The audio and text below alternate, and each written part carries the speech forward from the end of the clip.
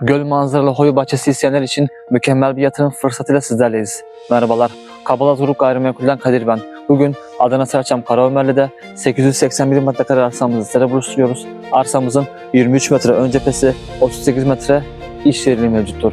Korumak mükemmel lokasyonda olup mükemmel göl ve doğa manzarasına sahiptir. Hemen karşımızda Bayramacılı, Menekşe ve Çatalan mevcuttur.